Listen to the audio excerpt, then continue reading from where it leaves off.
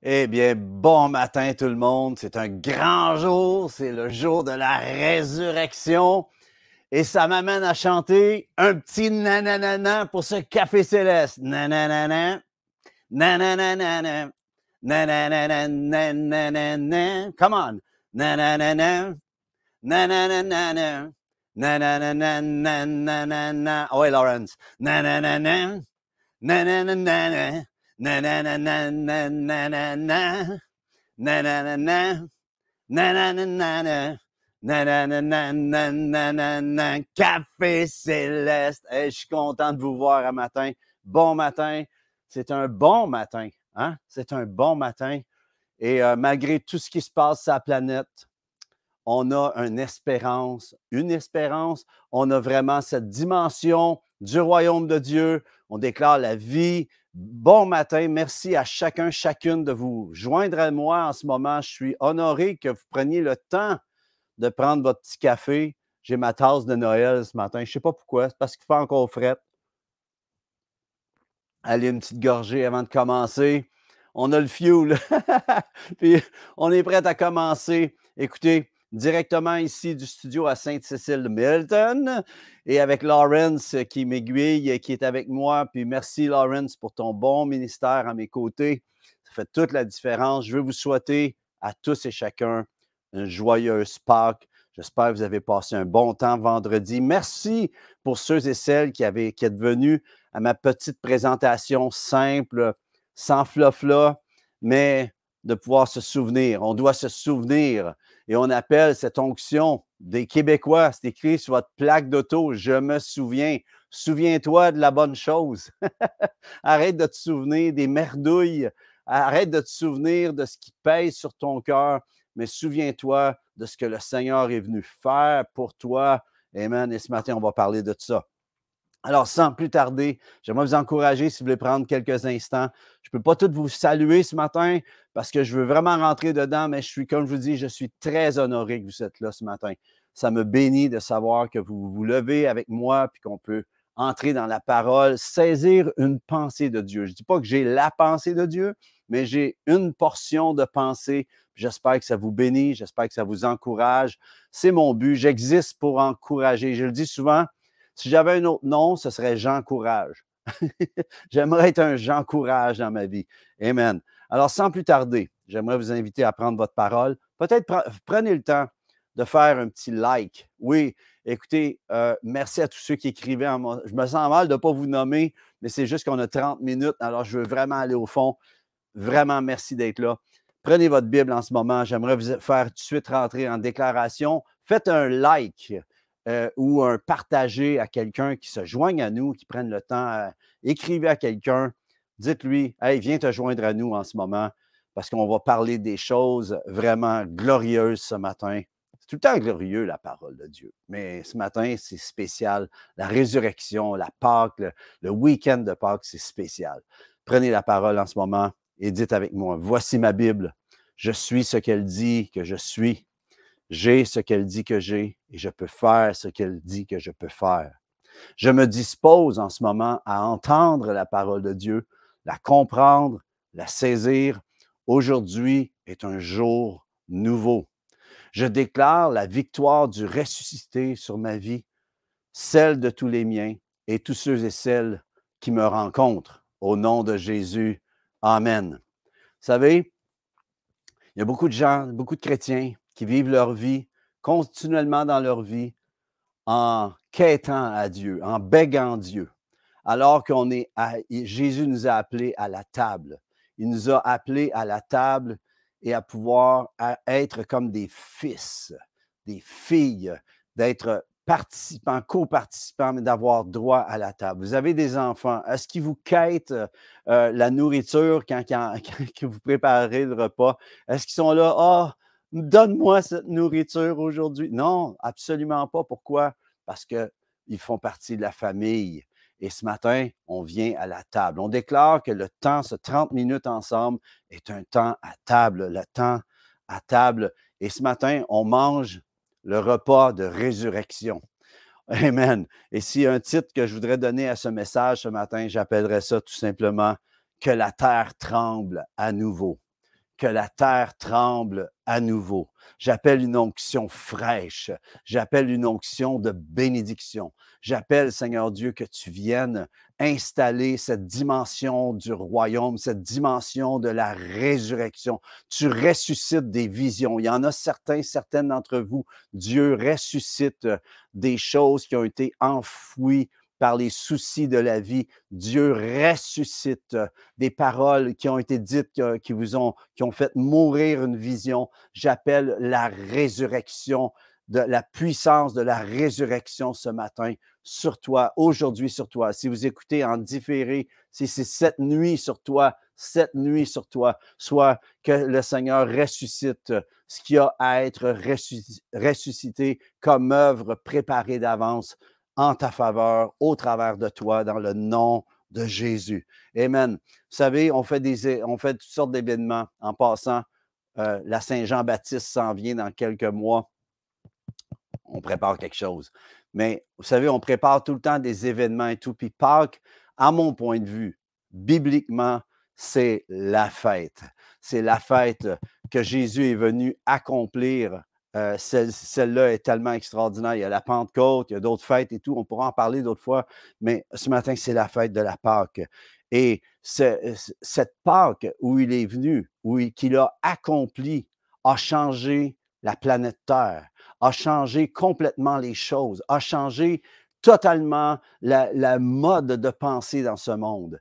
Et c'est à toi, c'est à moi de saisir ce que Dieu veut faire dans ce changement. Amen.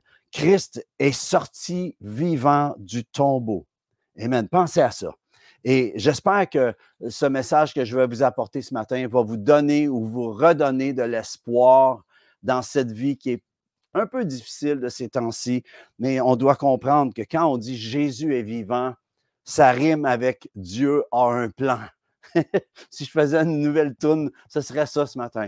Jésus est vivant, ça rime avec Dieu a un plan. Et Dieu a un plan pour toi. Dieu a un plan pour ta vie. Amen. Et l'affaire, c'est que je peux vous le dire, vous pouvez le dire à des gens que, joyeuse Pâques, joyeux jour de résurrection. On est là qu'on se dit cela, mais il est possible que ça ne fasse plus un pli sur le cœur, sur la peau de votre cœur en ce moment. C'est que c'est possible que vous êtes rendu à ce moment-ci que c'est une fête comme une autre, puis les teasers, la course au trésor des teasers, puis toutes ces affaires-là, sans avoir rapport avec ce que Christ est vraiment venu accomplir. Mais je veux vous amener, je veux sceller, je veux amener cette dimension. Attends, arrêtez un peu, arrête un peu, arrête et déclare, Jésus est vivant, il est ressuscité. Attends, il est revenu à la vie.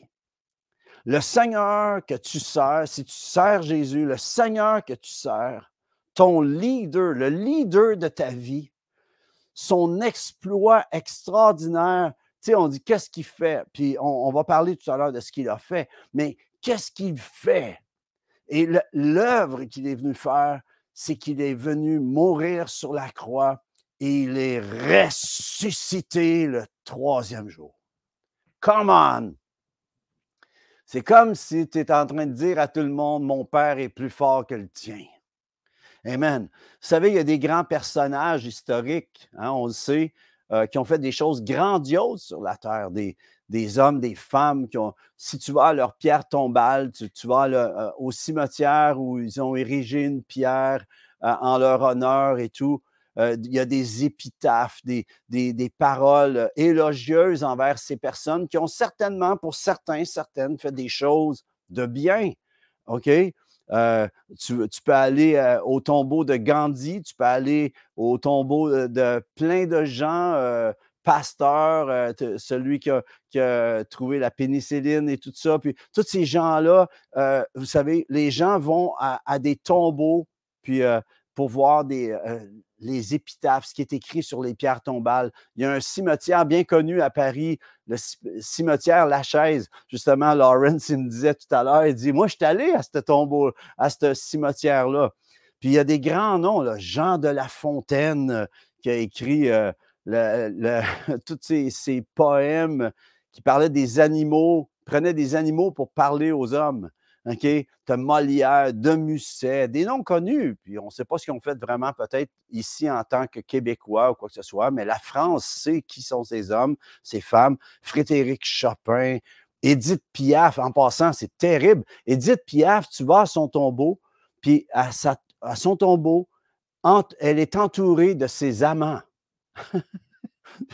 C'est complètement fou. Il y a eu un pacte, on dirait, qui s'est fait, puis c'est capoté. Tu prends Jim Morrison, c'est le tombeau le plus visité au cimetière Lachaise, et sur son tombeau, c'est écrit fidèle à son démon. Tu vas voir ces gens-là qui ont des noms, c'est des grands noms, mais qui ont encore l'épitaphe de ce qu'ils ont laissé comme héritage dans ce monde. Chacun de nous, on va laisser un héritage, mais leur nom est écrit dans les dictionnaires, leur descriptif et tout. Puis j'aimerais amener devant vous une photo. Est-ce qu'on peut amener la photo? Ça, c'est le tombeau du roi des rois, du seigneur des seigneurs. Je ne sais pas si c'est le exact, là. On ne se battra pas là-dessus aujourd'hui, mais ça représente ceci. Quand vous allez voir à Jérusalem, vous allez voir le tombeau du roi de Jésus. Le tombeau, vous allez voir, il n'est pas fermé. Il est ouvert. Vous allez voir un tombeau vide. Je me souviens, en 93, j'étais en train d'enregistrer un album, La Rouille Ronge. Ça donnait, je l'ai déjà compté, mais je vais le raconter pour ceux qui ne le savent pas. Et j'étais en studio, puis dans l'autre studio qui attendait son tour pour pouvoir passer dans le mien, puis on avait un petit peu de retard, il attendait. C'était le chanteur Marc Dupré, que vous connaissez tous, qui à ce moment-là aspirait à devenir une vedette, ce qu'il a accompli. Et c'est un bon gars, Marc Dupré. Puis je suis allé me chercher un café, puis on a jasé. Puis il avait entendu ma musique. Puis on lui avait dit que j'étais un chanteur chrétien. Alors, il me dit « Hey, t'es chrétien, toi? » J'ai dit « Oui, je suis chrétien. » « Tu fais de la musique chrétienne? » « Oui. Ah, comment tu fais pour vivre avec ça? » Puis il trouvait ça un peu drôle. Puis là, il me dit « Hey, j'ai une question à te poser, toi. » Il dit « Vous dites, vous autres, les chrétiens, que Jésus, c'est le seul. » J'ai dit « Oui, Jésus a dit « Je suis le chemin, la vérité et la vie. Nous ne vions pas que par moi. » J'en profite dans ce temps-là. Puis là, il me dit « Mais il dit qu'il y a à peu près 1500 religions sur la terre. Comment tu peux me dire que Jésus, c'est le seul? » En passant, on n'est plus rendu à 1500. Depuis ce temps-là, on est rendu à 4200 religions sur la terre. Il y a même une religion de bacon. Les baconistes. Mais la chose qui se passe, il me dit, comment tu peux me dire que Jésus est le seul? Et j'ai dit à Marc Dupré, j'ai dit, Marc, si tu as l'argent, va à Jérusalem, va voir le tombeau. Il est vide. Et c'est ça la différence avec toutes les autres. C'est que tu peux aller voir les leaders de grandes religions, leur tombeau est là, mais celui de Jésus, celui de ton roi, celui de ton Seigneur, le tombeau est vide. Et j'aimerais vous dire, je ne sais pas pour vous, mais moi, si, je ne dirai pas si, je vais dire quand je vais aller à Jérusalem. J'aimerais ça un jour aller à Jérusalem, aller en Israël, j'aimerais ça. Et une des premières choses que je voudrais visiter, c'est d'aller voir le tombeau vide. Je sais que ça fera peut-être pas, tu sais, quand tu vas en groupe, ils ont tout un parcours, mais je vais essayer de ne pas aller dans cette dimension-là quand je vais aller à Jérusalem. Je vais me trouver un guide perso s'il le faut, mais je veux aller voir la première chose que je vais aller voir, le premier endroit que je vais aller voir, c'est le tombeau vide.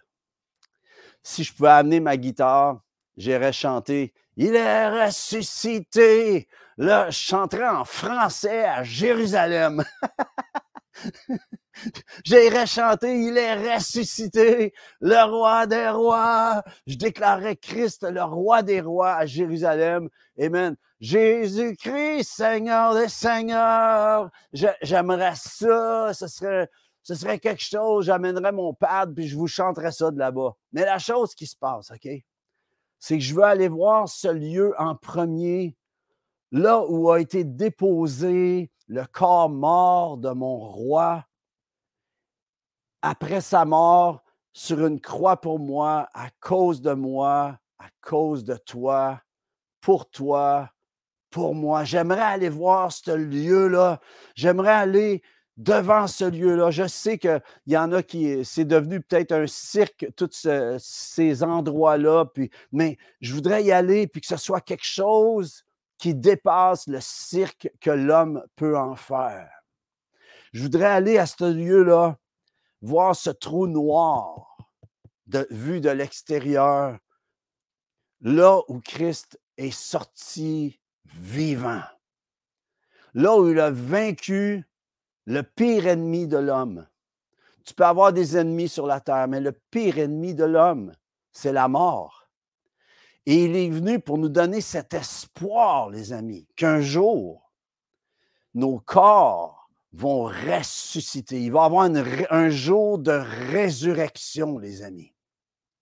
Je ne sais pas si ça résonne dans ton cœur, mais c'est une dimension qui dépasse ce que ce monde qui vit dans la minceur, qui vit juste de shallow way, d'une façon légère.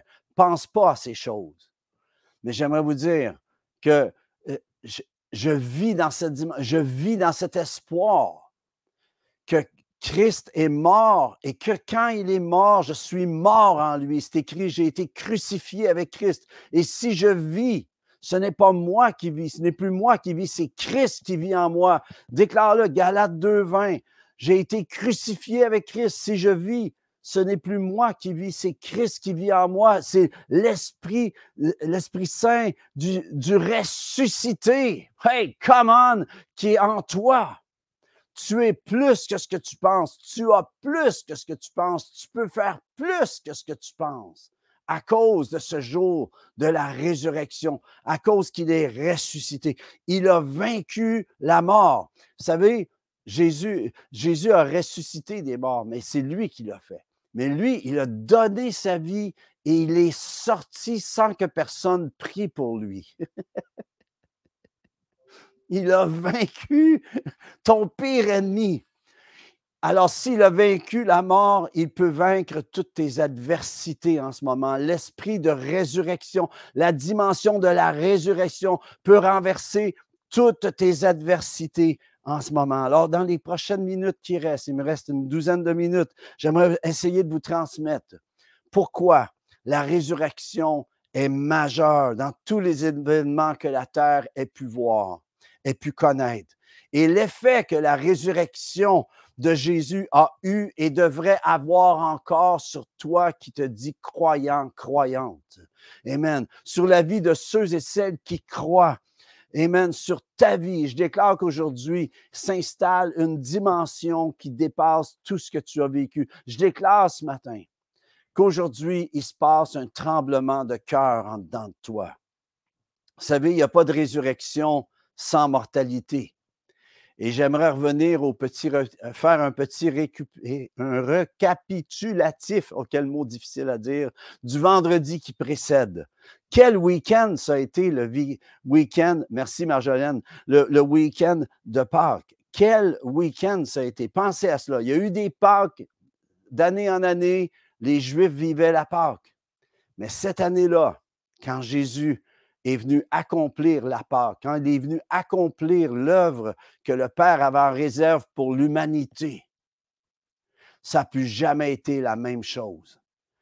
Et j'aimerais qu'on puisse lire, si vous permettez, vous savez, Jésus, première des choses, il n'y avait pas d'affaire à aller à la croix. C'était injuste qu'il aille. Mais il a vécu cette injustice pour amener la justice dans ta vie. Et c'est vous et moi qui devions y être. C'est moi, c'est Luc Gingras qui devait être sur la croix. C'est Lawrence Labbé qui devait être sur la croix. C'est Nathalie Gingras qui devait être sur la croix. Voyez-vous, c'est toi qui devais être sur la croix. Mais Jésus est allé à ta place, à ma place. Et il est venu dans ce mandat précis, dans ce but, dans cette perspective précise, cette œuvre précise. Et Matthieu 27, 46, là, on va rouler un petit peu, mais je veux vraiment vous amener à quelque part avec ça, OK? Donc, si vous permettez, on va aller directement dans le texte. Matthieu 27, 46 à 54 dit, « Et vers la 9e heure, Jésus s'écria d'une voix forte, « Élie, Élie, lama sabachthani », c'est-à-dire, « Mon Dieu, pourquoi m'as-tu abandonné? » Quelques-uns de ceux qui étaient là, ça c'est le vendredi, l'ayant entendu dire, « Il appelle Élie. » Et aussitôt l'un d'eux courut prendre une éponge qu'il remplit de vinaigre et l'ayant fixée à un roseau, il lui donna à boire. Mais les autres disaient, « Laisse, voyons si Élie viendra le sauver. » La moquerie qui est devant lui. Jésus, verset 50, poussa de nouveau un grand cri. Il a crié, « Tout est accompli » et rendit l'esprit. Et voici, verset 51, c'est ici, « Et voici le voile du temple se déchira en deux, depuis le haut jusqu'en bas. La terre trembla, les rochers se fendirent, les sépulcres s'ouvrirent, et plusieurs corps des saints qui étaient morts ressuscitèrent. Étant sortis des sépulcres après la résurrection de Jésus, ils entrèrent dans la ville sainte et apparurent à un grand nombre de personnes. Le centenier et ceux qui étaient avec lui pour garder Jésus, ayant vu le tremblement de terre et ce qui venait d'arriver, fut saisi d'une grande frayeur et dirent, « Assurément, cet homme était fils de Dieu. » OK, je reviens plus précisément. On vient de lire 27, 46 à 54, mais je reviens plus précisément sur le même texte. Souvent, vous savez, on lit un texte, puis on ne s'arrête pas. J'aimerais qu'on s'arrête un petit peu plus loin, plus en détail, OK? Matthieu 27, maintenant, 50 à 53. Jésus poussa de nouveau un grand cri. Il a crié, « Tout est accompli » et rendit l'esprit. Et voici le voile du temple se déchira en deux.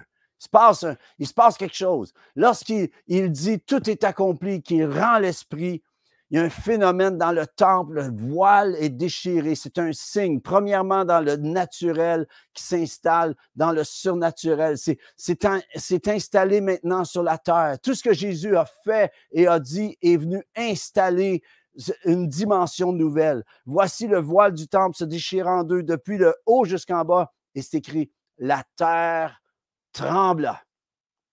La terre trembla.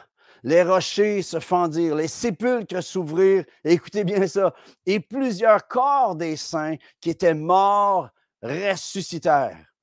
Étant sortis des sépulcres après la résurrection de Jésus, ils entrèrent dans la ville sainte et apparurent à un grand nombre de personnes. Écoutez bien, ce vendredi-là est devenu ce qu'on appelle, nous, le vendredi saint. Samedi, le sabbat, la fête de Pâques à Jérusalem. Et c'est comme d'habitude, vous savez, Jésus a été crucifié.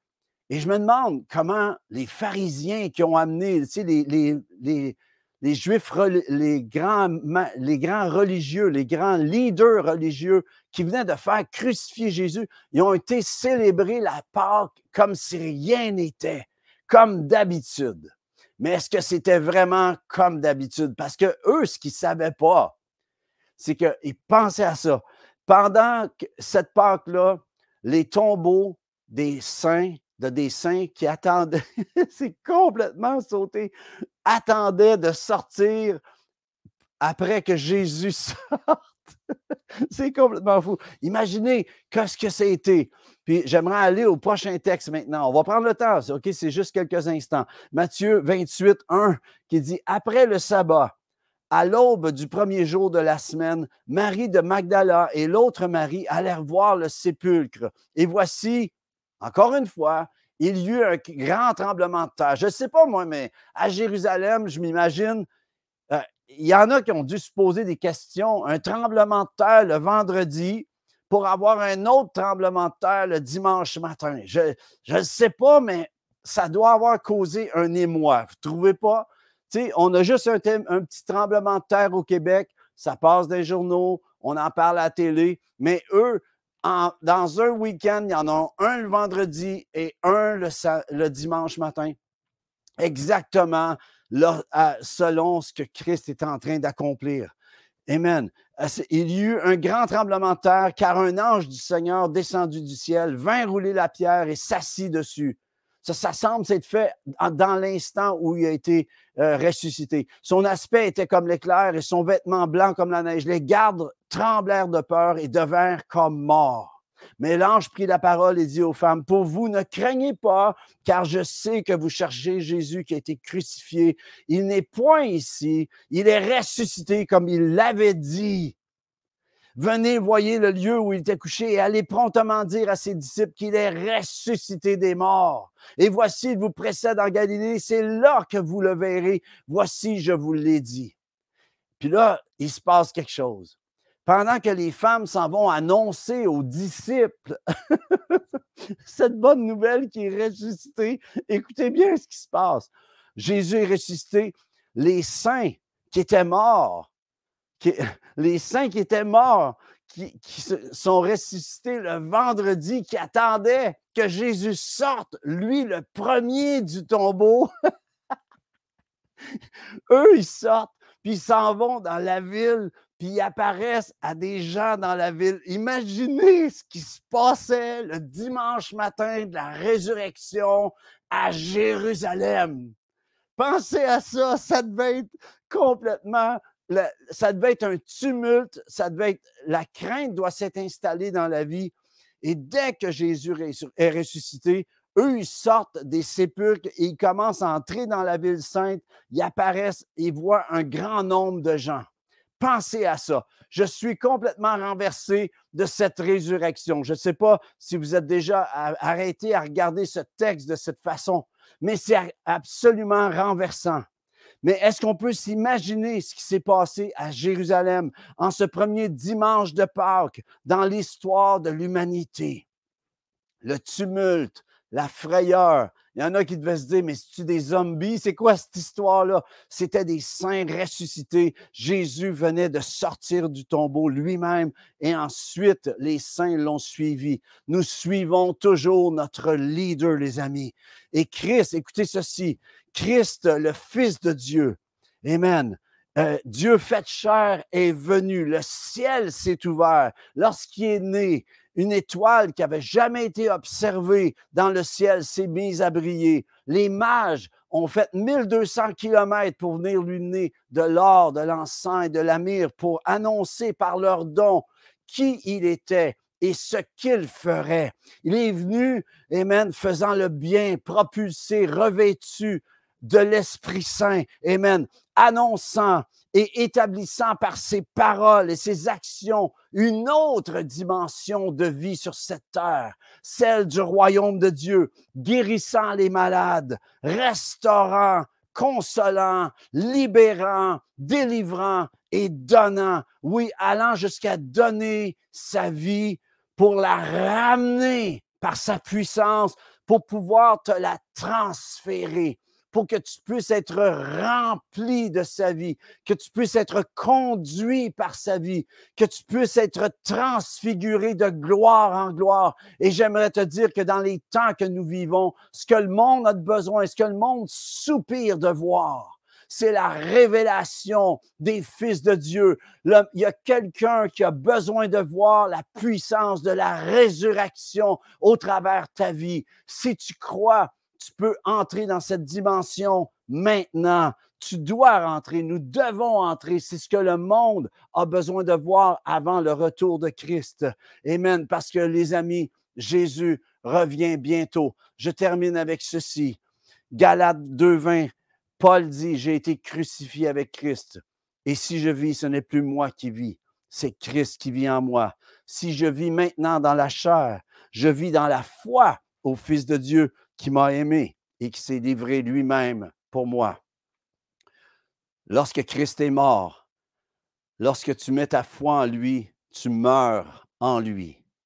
Parce qu'il est ressuscité, tu vis maintenant dans une dimension de la résurrection. Je te pose cette question. Est-ce que tu vis dans cette dimension de la résurrection? Eh bien, j'aimerais te dire, tu dis comment je peux faire ça? Eh bien, déclare ce que Paul a dit. J'ai été crucifié avec Christ. Et si je vis, ce n'est plus moi qui vis. Je vis dans la résurrection. Je vis dans la dimension résurrection. Et pour terminer, je veux juste prier pour toi. Je veux juste déclarer sur ta vie qu'aujourd'hui, en cette Pâques, ce week-end de Pâques, en ce jour de résurrection 2022, je veux déclarer, je veux m'accorder avec toi que le Seigneur ressuscite des visions qui ont été enfouies. Le Seigneur ressuscite des rêves qui n'ont pas été accomplis, des rêves qui viennent de lui. Que le Seigneur ressuscite ce que l'ennemi a voulu te dérober. Que le Seigneur, j'appelle sa paix dans ta vie, j'appelle sa bénédiction dans ta vie, alors que tu commences à déclarer la parole. J'ai été crucifié avec Christ et si je vis, ce n'est plus moi qui vis, c'est Christ qui vit en moi. Hey, les amis, j'espère que ça vous a encouragé, que ça vous a béni. Si vous connaissez quelqu'un qui a besoin, quelqu'une qui a besoin d'entendre ce message, envoyez-lui.